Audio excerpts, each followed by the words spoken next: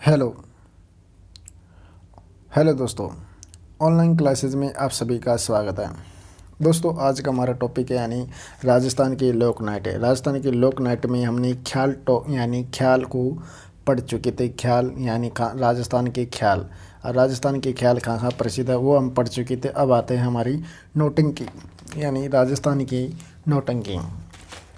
ये हमारे यानी राजस्थान यानी लोक नाट्य में आता है। राजस्थान में नौटंकी कहाँ कहाँ की प्रसिद्ध है। यानी नौटंकी यानी जो राजस्थान में नौटंकी होती है उसकी उत्पत्ति यानी हाथरस यूपी से मानी जाती है। कहाँ से मानी जाती है? हाथरस यानी यूपी से मानी जाती है।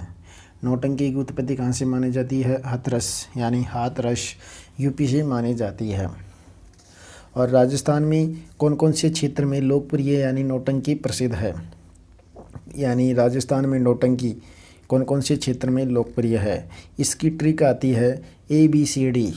यानी कौन सी है? ABCD। कौन सी ट्रिक है दोस्तों? ABCD। ABCD का मतलब होता है यानी अलवर, भरतपुर, करौली, धौलपुर। नौटंकी राजस्थान के अलवर, भरतपुर, धौलपुर और करौली क्षेत्र में लोकप्रिय है। कहाँ पे? अलवर, भरतपुर, करौली और धौलपुर क्षेत्र में राजस्थान में नौटंकी प्रचलित है। और इसकी उत्पत्ति यानी हाथरस यूपी से मानी जाती है। कहाँ से मानी जाती है? हाथरस यूपी से मानी जाती है। इसमें यानी 9 वाद्य यंत्रों यानी नौटंकी में, उसमें दोस्तों नौटंकी में 9 वाद्य यंत्रों का प्रयोग किया जाता है। कौन से? यानी 9 वाद्य यंत्रों का प्रयोग किसमें किया जाता है? नौटंकी में प्रयोग किया जाता है। और नौटंकी की जो प्रमुख वाद्य यंत्र, नौटंकी में वाद्य यंत्र का प्रयोग यानी जो बजाने का जो वाद्य यंत्र होता है उसमें नगाड़ा का प्रयोग किया जाता है। किसका? नौटंकी में यानी नगाड़े का प्रयोग किया जाता है। और नौटंकी का जो प्रवर्तक राजस्थान में यानी नौटंकी का प्रवर्तक माना जाता है भूरीलाल को माना जाता है। किसे? भूरीलाल को माना जाता है। यानी राजस्थान में नौटंकी का प्रवर्तक किसे माना जाता है? भूरीलाल को माना जाता है। किसे माना जाता है? भूरीलाल को माना जाता है। और नौटंकी को हाथरस से डीग भरतपुर में लेकर आया कौन था? भूरीलाल के लेकर आया था। कौन लेकर आया था? भूरीलाल लेकर आया था। यानी हाथरस से नौटंकी राजस्थान की डीग भरतपुर में लाने का श्रेय भूरीलाल को ही जाता है। और राजस्थान में सर्वाधिक लोकप्रिय बनाने का यानी नौटंकी को लोकप्रिय बनाने का श्रेय यानी गिरिराज प्रसाद को जाता है। ये कहाँ का है? कामा भरतपुर का है। गिरिराज प्रसाद कामा भरतपुर का है, जिसे राजस्थान में नौटंकी को लोकप्रिय बनाया गया था। क्या बनाया गया था? लोकप्रिय नौटंकी यानी नौटंकी को लोकप्रिय किसके द्वारा बनाया गया? गिरिराज प्रसाद के द्वारा। और यानी डीग भरतपुर हाथरस से राजस्थान में कौन लेकर आया था? भूरीलाल लेकर आया था। और इसको प्रसिद्ध या लोकप्रिय बनाने का काम किसने किया था? गिरिराज प्रसाद के द्वारा किया था। किसके द्वारा? गिरिराज प्रसाद कामा भरतपुर के द्वारा प्रसिद्ध यानी किया गया था। और नौटंकी में एक प्रमुख महिला मुस्तर थी। कौन सी प्रमुख कलाकार महिला कौन थी? एक नौटंकी की प्रमुख महिला कलाकार मुस्तर कौन थी दोस्तों? मुस्तर थी।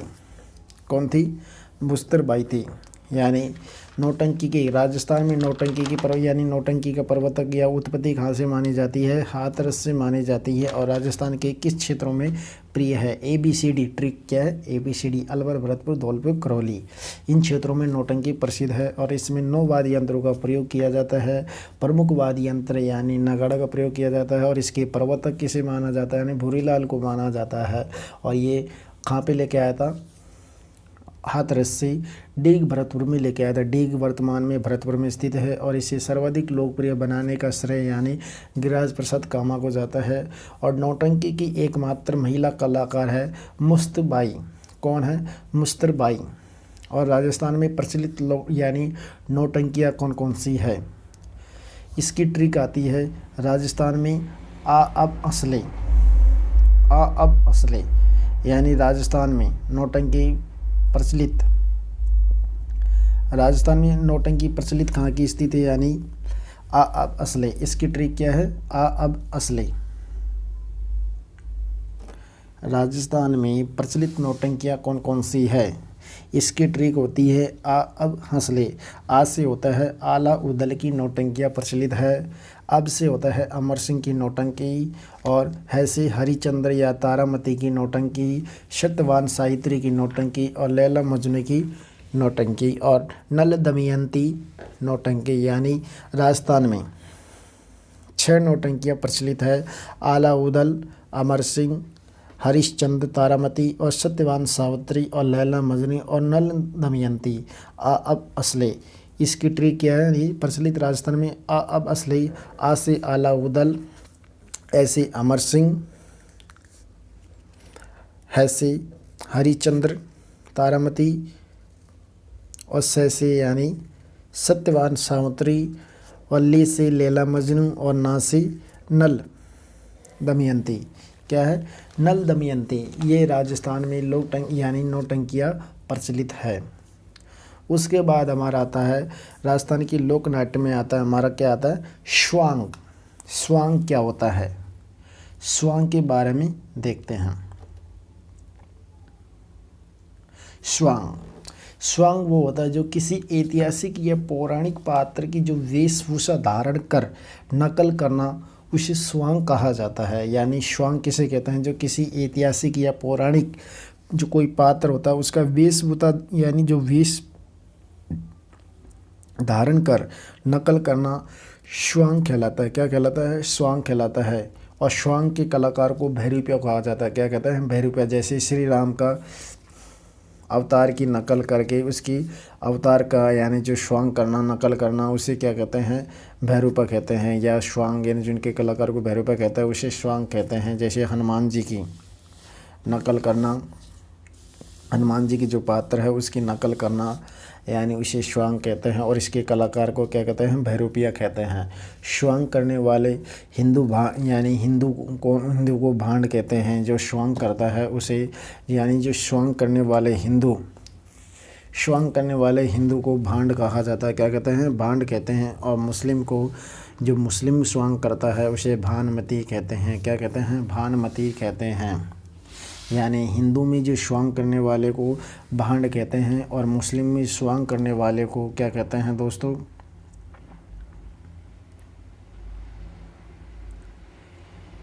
यानी स्वांग के कलाकार को भैरूपिया कहते हैं और हिंदू में जो स्वांग करता है उसे भांड कहते हैं, और मुस्लिम में जो स्वांग करता है उसे यानी क्या कहते हैं? भानमती कहते हैं। क्या कहते हैं? भानमती कहते हैं। और राजस्थान में स्वांग भीलवाड़ा का प्रसिद्ध है। कहाँ का दोस्तों? भीलवाड़ा का प्रसिद्ध है। राजस्थान में जो स्वांग होता है वो भीलवाड़ा का प्रसिद्ध माना जाता है। कौन माना जाता है? भीलवाड़ा का प्रसिद्ध माना जाता है। एकमात्र नौटंकी की महिला कलाकार का नाम क्या है? मुस्तरबाई। क्या है? मुस्तरबाई। ये नौटंकी की उत्पत्ति कहाँ पे हुई थी? यानी हाथरस, यूपी। राजस्थान में डीग भरतपुर कौन लेके आया था? भूरी लाल लेके आया था। इसको लोकप्रिय किसने बनाया था? जानकी प्रसाद ने। किसने बताया था? गिरिराज प्रसाद कामा भरतपुर ने इसे लोकप्रिय बनाया गया था। स्वांग के कलाकारों को भैरूपिया कहा जाता है। भैरूपिया जो स्वांग के कलाकार होता है उसे भैरूपिया कहा जाता है। क्या कहते हैं? उसे भैरूपिया कहा जाता है। हेला खाल जो हेला ख्याल होता है वो कहाँ का प्रसिद्ध है? लाल सोड़ दोषा और सवाई माधोपुर का प्रसिद्ध माना जाता है। उसी प्रकार यानी स्वांग के प्रमुख कलाकार कौन सा है? जानकी लाल भांड। ये कहाँ का प्रसिद्ध है? ये स्वांग यानी भीलवाड़ा का प्रसिद्ध है। कहाँ का दोस्तों? भीलवाड़ा का स्वांग प्रसिद्ध माना जाता है। इसके कलाकार किसे कहते हैं? जानकी लाल को माना जाता है। किसे? जानकी लाल भांड को माना जाता है हिंदू में। इसने अंतर्राष्ट्रीय ख्याति प्राप्त की थी। क्या की थी? इसे अंतर्राष्ट्रीय ख्याति प्राप्त कलाकार कहा जाता है। किसे कहते हैं? जानकी लाल भांड को। इन्होंने मंकी मैन यानी जानकीलाल भांड को मंकी मैन भी कहा जाता है। क्या कहते हैं? मंकी मैन भी कहा जाता है। जानकीलाल को क्या कहते हैं? मंकी मैन भी कहा जाता है। इन्होंने यानी जानकीलाल ने अंतर्राष्ट्रीय ख्याति प्राप्त कलाकार भी प्राप्त है। और नोट गलताजी को यानी मंकी वैली भी कहा जाता है। क्या कहते हैं? गलताजी को मंकी वैली के नाम से भी जाना जाता है। गलताजी को क्या कहते हैं? मंकी वैली के नाम से भी जाना जाता है। और यानी मंकी मैन किसे कहते हैं? जानकी लाल भांड को कहा जाता है। हिंदू में जो स्वांग करता है उसे भांड कहते हैं, मुस्लिम में भानुमति कहते हैं। क्या कहते हैं? भानुमति कहते हैं। इसका दूसरा प्रमुख कलाकार है धनरूप भांड, और ये कहाँ का है? जोधपुर का प्रसिद्ध है। दूसरा कलाकार स्वांग का कलाकार दूसरा प्रसिद्ध यानी कौन है? धनरूप भांड। ये कहाँ का प्रसिद्ध है? सब यानी जोधपुर का प्रसिद्ध है। तो कौन है? धनरूप भांड। ये महाराजा भीम सिंह ने इसे भांड की खिताब और महाराजा मान सिंह ने जागीर भेंट की थी। यानी महाराजा भीम सिंह ने धनरूप सिंह भांड को एकमात्र भांड यानी जो धनरूप सिंह भांड है उसको महाराजा भीम सिंह के द्वारा भांड की उपाधि दी गई थी। क्या उपाधि या खिताब दिया गया था? और महाराजा मान सिंह के द्वारा इसे जागीर भेंट की गई थी। क्या की थी? इसे जागीर भेंट की गई थी। क्या की थी? इसे जागीर यानी जागीर भेंट की गई थी। क्या की गई थी? जागीर भेंट की गई थी। उसके बाद तीसरा प्रमुख कलाकार कौन सा? स्वांग का तीसरा प्रमुख कलाकार आता है परशुराम भांड। ये केलवर राजसमंद का प्रसिद्ध है। कहाँ का है? केलवर राजसमंद का यह कौन सा है? परशुराम भांड। यानी ये परशुराम भांड तीसरा कलाकार है। कौन सा? परशुराम। पहला आता है जानकी लाल भांड, दूसरा है धनरूप भांड जोधपुर का, तीसरा है परशुराम भांड। यानी 3 ही भांड हुए थे राजस्थान में स्वांग नृत्य के। कौन से हुए थे? 3 ही हुए थे। उसके बाद हमारा अगला आता है नार, यानी नार स्वांग कहाँ का प्रसिद्ध है? नार स्वांग आपको बता दें हम भीलवाड़ा का प्रसिद्ध माना जाता है। कहाँ का? भीलवाड़ा का प्रसिद्ध माना जाता है। भीलवाड़ा में भी कहाँ का? मांडलगढ़ का प्रसिद्ध माना जाता है नाहर स्वांग। नाहर स्वांग यानी भीलवाड़ा में भी मांडलगढ़ का लोकप्रिय माना जाता है। यानी नाहर स्वांग भीलवाड़ा में मांडलगढ़ का लोकप्रिय माना जाता है, जो चैत्र कृष्ण त्रयोदशी के दिन किया जाता है। कब किया जाता है? यानी चैत्र कृष्ण त्रयोदशी के दिन किया जाता है। यानी चैत्र कृष्ण में 13 के दिन किया जाता है। और ये पुरुषों के द्वारा शरीर पर रुई लपेटकर शेर का स्वांग किया जाता है। किसका किया जाता है? शेर का स्वांग किया जाता है। किसका किया जाता है दोस्तों? शेर का स्वांग किया जाता है। इसका प्रारंभ यानी मुग़ल बादशाह, इसका प्रारंभ कब किया गया था? यानी कौन सा? नाहर स्वांग का प्रारंभ यानी मुग़ल बादशाह शाहजहाँ की आगमन पर किया गया था। यानी शाहजहाँ की आगमन पर किया गया था। कौन से गांव में? मांडल गांव में किया गया था। कहाँ पे? मांडल गांव में, जहाँ पे खुद के शरीर पे रुई लपेट कर या किसको? रुई लपेट कर शेर का स्वांग किया जाता है। उसी प्रकार दोस्तों यानी हमारा अगला आता है तमाशा क्या है? यानी तमाशा। हमने स्वांग पढ़ा, नौटंकी पढ़ी और अब पढ़ेंगे तमाशा। यानी तमाशा क्या है?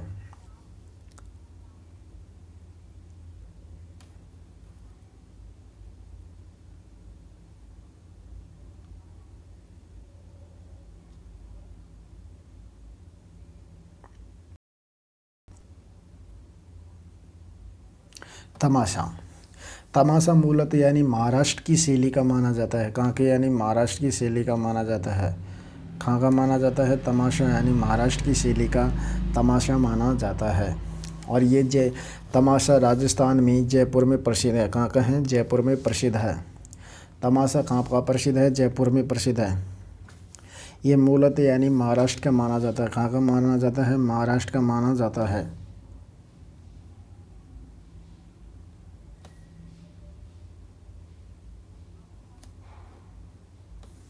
तमाशा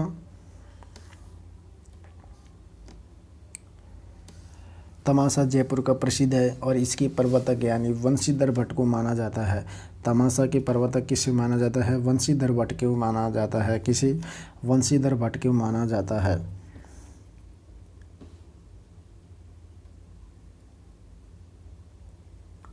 यानी तमाशा कहाँ का प्रसिद्ध है? जयपुर का तमाशा प्रसिद्ध है। और यह महाराष्ट्र की यानी इसकी उत्पत्ति महाराष्ट्र से मानी जाती है और इसके प्रवर्तक वंशीधर भट्ट को माना जाता है। तमाशा के प्रवर्तक किसे? वंशीधर भट्ट को माना जाता है। और ये किसके शासनकाल में आया था? सवाई प्रताप सिंह के काल में महाराष्ट्र से वंशीधर भट्ट को जयपुर लाया गया था। यानी सवाई प्रताप सिंह के काल में महाराष्ट्र से जयपुर में लेके आया था। कौन ले गया? वंशीधर भट्ट को लेके आए थे जयपुर में। कब लेके आया था? सवाई प्रताप सिंह के काल में महाराष्ट्र से वंशीधर भट्ट को जयपुर में लेके आया था, क्योंकि ये तमाशा करने के लिए लेके आया था। एक तो नौटंकी और एक तमाशा, इसकी दो ही कलाकार है। एक तो यानी तमाशा की कलाकार मानी जाती है गौहर खान। कौन मानी जाती है? सबसे इम्पोर्टेंट आता है गौहर खान। तमाशा की कलाकार है गौहर खान। कौन मानी जाती है? गौहर खान को मानी जाती है। यानी तमाशा की कलाकार गौहर खान को मानी जाती है। एक महिला कलाकार है, यानी तमाशा महिला कलाकार कौन सी है? गौहर खान। और इसके प्रमुख अन्य कलाकार है फूलजी भट्ट, जो तमाशा उस्ताद की परंपरा प्रारंभ करने वाले हैं। इसने यानी फूलजी भट्ट के द्वारा तमाशा उस्ताद परंपरा प्रारंभ की गई थी। क्या की? तमाशा उस्ताद परंपरा। यानी तमाशा उस्ताद परंपरा किसके द्वारा? फूलजी भट्ट के द्वारा प्रारंभ की गई थी। उसके बाद हमारा दूसरा कलाकार आता है फूलजी भट्ट, यानी वासुदेव भट्ट आता है। दूसरा कलाकार हमारा आता है वासुदेव भट्ट के द्वारा हीर रांझा और गोपीचंद तमाशों की रचना की गई थी। यानी हीर रांझा और गोपीचंद तमाशों की रचना किसके द्वारा की? वासुदेव भट्ट के द्वारा की गई थी। और फूलजी भट्ट के द्वारा तमाशा में उस्ताद परंपरा प्रारंभ करने का श्रेय जाता है। तमाशा के प्रवर्तक यानी वंशीधर भट्ट को माना जाता है। और इसे जयपुर के शासनकाल, जब सवाई प्रताप सिंह के शासनकाल में आया हुआ था वंशीधर भट्ट जब जयपुर में। एकमात्र महिला कलाकार कौन है? गौहर। और एक नौटंकी की है मुस्तरबाई। और दूसरा यानी तमाशा का तीसरा कलाकार है गोपीचंद, यानी गोपी कृष्ण भट्ट। एक तो वासुदेव भट्ट, फूलजी भट्ट और तीसरा आता है गोपीचंद भट्ट। तमाशा कब और कहाँ किया जाता है? तमाशा जयपुर में किया जाता है। 16 दिन किया जाता है। कब किया जाता है? 16 दिन किया जाता है और विशेष अवसरों पर किया जाता है। यानी कब किया जाता है? विशेष अवसरों पर किया जाता है और 16 दिन किया जाता है। कब? 16 दिन किया जाता है, जयपुर में किया जाता है। और तमाशा कौन कौन से है? जोगी जोगण का तमाशा, ये फाल्गुन पूर्णिमा को किया जाता है। कब किया जाता है? जोगी जोगण का तमाशा फाल्गुन पूर्णिमा को किया जाता है। कब किया जाता है? फाल्गुन पूर्णिमा को किया जाता है। यानी जोगी जोगण तमाशा कब किया जाता है? फाल्गुन पूर्णिमा को किया जाता है। हीर रांझा का तमाशा चैत्र कृष्ण एकम को किया जाता है। चैत्र कृष्ण एकम यानी कब आती है? धुलंडी के दिन किया जाता है। कौन सा? धुलंडी के दिन किया जाता है जोगी जोगण। हीर रांझा धुलंडी के दिन किया जाता है। जूटन मिया, यानी जूटन मियाँ का तमाशा कब किया जाता है? चैत्र कृष्ण अष्टमी यानी शीतलाष्टमी के दिन किया जाता है। और चौथा आता है यानी गोपचंद तमाशा, इसमें आया है गोपीचंद तमाशा, यानी गोपीचंद तमाशा कब किया जाता है? चैत्र अमावस्या को किया जाता है। यानी 16 दिन फाल्गुन पूर्णिमा से लेके चैत्र अमावस्या तक, चैत्र अमावस्या तक कौन सी 16 दिन तक तमाशा किया जाता है जोगी जोगण हीर रांझा। यानी कब किया जाता है? धुलंडी के दिन झूठन मियाँ का तमाशा चैत्र कृष्ण अष्टमी को किया जाता है। गोपीचंद यानी चैत्र अमावस्या को किया जाता है। कब किया जाता है? चैत्र अमावस्या को किया जाता है।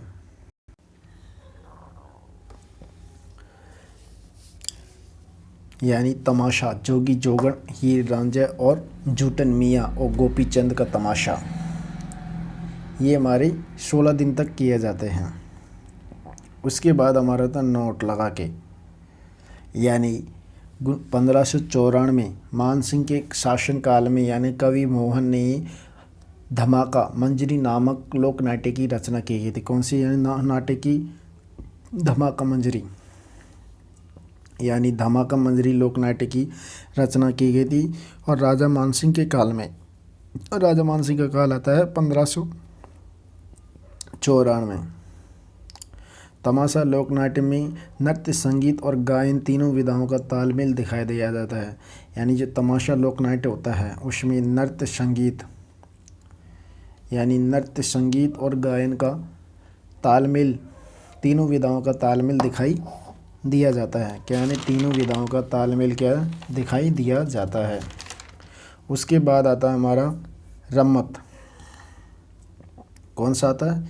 रम्मत, सॉरी, चार